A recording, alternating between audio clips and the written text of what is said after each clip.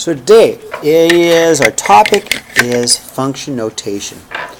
So it's really function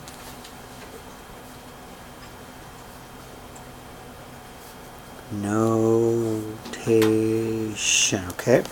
So right off the bat, if y equals x plus 3, use the input values of -2, -1, 0, 1, 2, and 3, okay? So that's easy. If I just do a little table, if I've got my x and my y values, right? And my input values then are -2, -1, 0, 1, 2, and 3. I'm just going to plug them in, right? So I'm going to input it, right? So we can probably do this. If I plug in -2, -2 plus 3 is 1. Everybody agree with that? Plug in -2 plus 3. So to input, I'm plugging it in for the x, or I input -1. -1 plus 3 is 2, right? If I input 0, 0 plus 3 is 3. Input 1, 1 goes right in there. 1 plus 3 is 4. 2 plus 3 is 5. And 3 plus 3 is 6. Okay, is this a function? Yeah, it is. I mean, you look at your x values, and there's no place they repeat, right? So every x has exactly one y. So if it is a function, let's rewrite this. So let's rewrite in function notation. So we're going to say, instead of y, we're going to write f of x equals x plus 3. Okay? It's the same thing, except for it is a function. So I'm saying y, let's just call it a function, because it is. So you just say f of x. It's the same thing as y. Okay, everybody all right with that? So f of x, y mean the same thing, all right? If that bothers you, just pull out the f of x and put y in if that bothers you, okay? All right, example 2. This is why I like it, because these are 3 separate questions, right? 0 is an x value, so we just plug it in. So we're going to say, okay, f of 0 is equal to 0 squared plus 6 times 0 minus 10, right? So f of 0 is equal to -10. I mean, because I just did that in my head, because I know 0 times anything, 0, right? Blah, blah, blah. 0, 0, minus 10. Now, that's also a point on the graph. Now, sometimes, soon we're going to start graphing these, right? That's actually a point. This really is a point on the graph. Now, think about it. We plugged in 0 as an x value. We got a corresponding y value of -10. It is a point somewhere on this graph. And that's a parabola. It's going to be a parabola that kind of goes like that. So somewhere on this graph, there's a point at 0, -10, okay? That's all it is. Okay, f of 2, same thing. We'll just plug in 2. We'll go f of 2 is equal to, you ready? 2 squared plus 6 times 2 minus 10. Okay, 2 ways to do it. And I am a believer in calculus. You guys will like that. Watch how easy it is. Okay, I can just put it in my calculator. You guys want to see this clear, clear, clear. So if I just go parentheses 2 squared plus 6 times 2, subtract 10, boom. Not easy? Go ahead and let the calculator do the work. See, I plugged it in with the calculator, I put it all in there. So that's 6. So I've got f of 2 is equal to 6, or it's a point at 2 comma 6. So again, we got this parabola, and at 2 we'd have a value of 6, okay? And then finally, f of -2, -2 is equal to, same thing, we'll go -2 squared plus 6 times -2 minus 10. And so that you don't make a mistake, go ahead and use your calculator. There's nothing wrong with using the calculator, you guys. In fact, what I found on your quiz Friday, that you probably should have used a calculator in certain spots, right? So anyway, parentheses, -2 squared plus 6. I got to go talk to Mr. Bard here sometime soon and say, Mr. Bard, please let them use a calculator. I know Landon just got out of Mr. Bard's class last year, and they did everything by hand. All this multiplying by hand. I'm like, you know, why? Just use a calculator. Anyway, -18. So f of -2 is equal to, thank you. I'll do that, Kenzie, thank you, negative 18. Okay, and again, that's a point. That's a point at negative 2 comma negative 18. Okay, what is the domain and range? Okay, what is the domain and range? Well, in this case, our domain are the x values, right?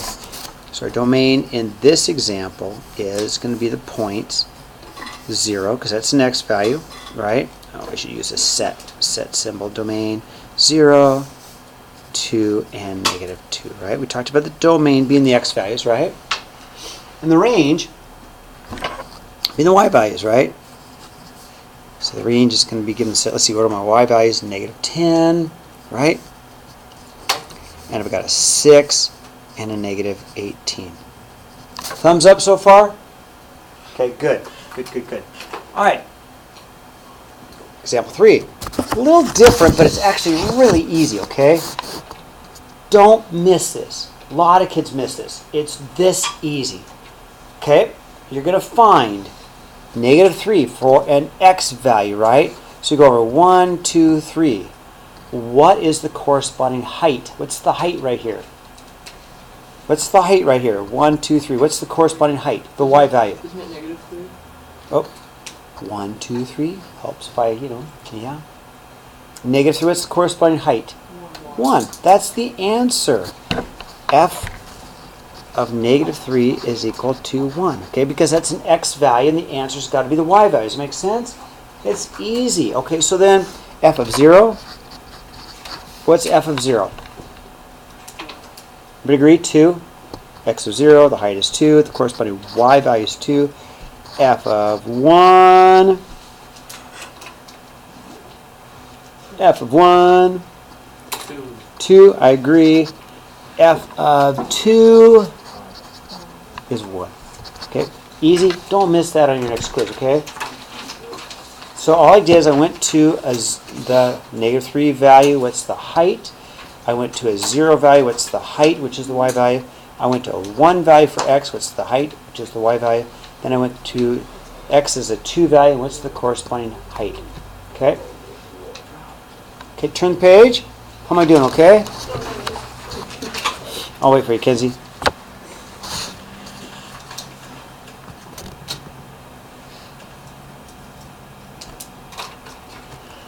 Turn the page. Okay, here we go. So, the diagram shows age of women and maximum heart rate. So when you're born, your heart rate, your maximum heart rate, actually is about 220 beats per minute. It's like super fast, right? And as you get older and older and older, your maximum heart rate starts to decrease, right? So let's see if we can graph this. So to graph this, I've got to make some little changes here. 209 to 181. Going by ones, that'd be crazy. You guys agree? So I've got to go to 40 on this one. So maybe I'll go, what do you think? Maybe on the bottom, I might go like 5. So I'm going to grab a pen. So I'm thinking, all right, I got to make my graph work for me. So I'm going to go, all right, what if I go 10, 20, 30, 40, 50, 60, 70. We'll write down age, right? That's age, okay?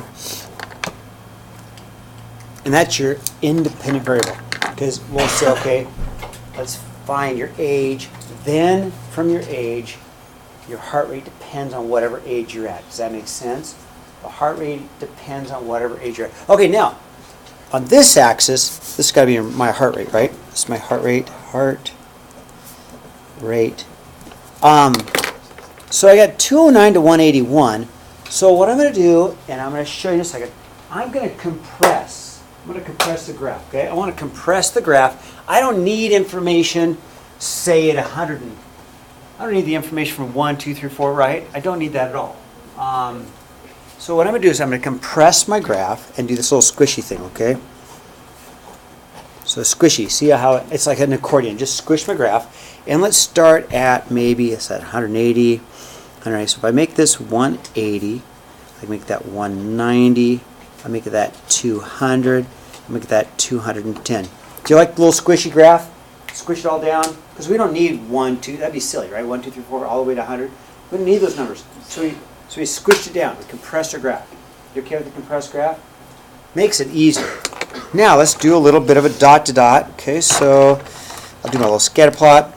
At age 0, I could be at 209. So I'll put a little dot up there, about 209, 210, pretty close. Age 10, we'll go to 202, which is about, just about there, estimate, right? Age 20, we'll go 195. 195 is right about there. Age 30, we'll go 188. Estimate 188 is probably right about there. Age 40, 181. Okay, right about there. Looks like a straight graph to me. Looks linear. Okay, so if it's straight, if it's a straight graph, if it's straight, it's linear. Linear means straight line. Okay, if it's not curved. If it's curved, it could be a parabola, it could be a polynomial. But if it's a straight graph, we call it linear. Okay, everybody thumbs up so far? Okay, now I'm going to go ahead and just draw in a line. Okay, here we go. Good. All right, what's the independent variable? Am I going too fast? Am I okay? Kenzie, am I okay? Okay, what's the independent variable? Age. You guys agree? It's got to be age. We look at the age. From the age, then the heart rate is dependent on the age. So then age, right? And what's the dependent variable? Heart rate. Yep, heart rate. Totally agree. Heart rate. How am I doing? So far, so good? Now the equation. Let's see if you guys remember. So if I write up this, y equals mx plus b. Do you remember that equation from algebra at all? Or geometry? I mean, we even looked at it in geometry. Everybody remember that equation? So m is the slope. Let's go ahead. We'll side work. M is our slope. And our slope is rise over run, right? So it looks to me as if we dropped, how many did we drop in from 209 to 202? We dropped 7, didn't we? We dropped 7. So it looked to me like we dropped 7 in 10 years. Okay, do you see I did that math? I go back up the chart real quickly. I dropped 7 beats in 10 years. You okay with that? So my slope is a -7 because I dropped it over 10. Okay, you all right with that slope then? And now I also know that the b has to be the y-intercept, which is at 209. So let's rewrite this. Y equals a -7/10 x plus 209. You all right with my equation? Stuff we talked about last year.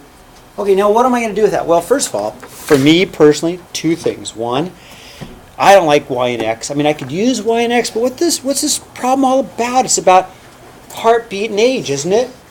So we can say h, let's go h equals -7/10 a plus 209. How do you like that? Okay, heart rate. So that way we know what the variables mean something. We got an age. Give me an age, I can give you a heart rate. Okay, give me any age, I can give you a heart rate. Right? Put it in, plug it in, push the button, I can get it. Okay. Now there's one more thing. Okay, is this a function? It's definitely a function. So now I'm going to try function notation. So I'm going to go h of a is equal to -7/10 a plus 209. Okay, so h of a, it's just like f of x, but the independent variable goes here. Say that again, always. The independent variable goes here. That's whatever variables in the equation goes here. Whatever variables in the equation goes here. I'll say that again. Whatever variable is in the equation goes here. Okay, and then heart rate with respect to age. Makes sense. If you give me an age, I can give you heart rate. Okay, in fact, hey, what do you know? Use your equation to find the maximum heart rate for age 55. So I'm going to go h of 55. H of 55, we're saying, give me the heart rate for 55. All right, so then I can do that. Okay, I can go -7/10 times 55 plus 209, and then use your calculator, please. don't make a mistake. I want you guys to get these right. I'm just going to go clear -7/10 parentheses 55 plus 209, and there it is. About 170.5 beats per minute, okay? Let me get 170, so I get H of 55 is equal to 170.5, and that'd be beats per minute. Thumbs up. Okay, I'm going to go ahead and stop my recording. Let you guys finish that.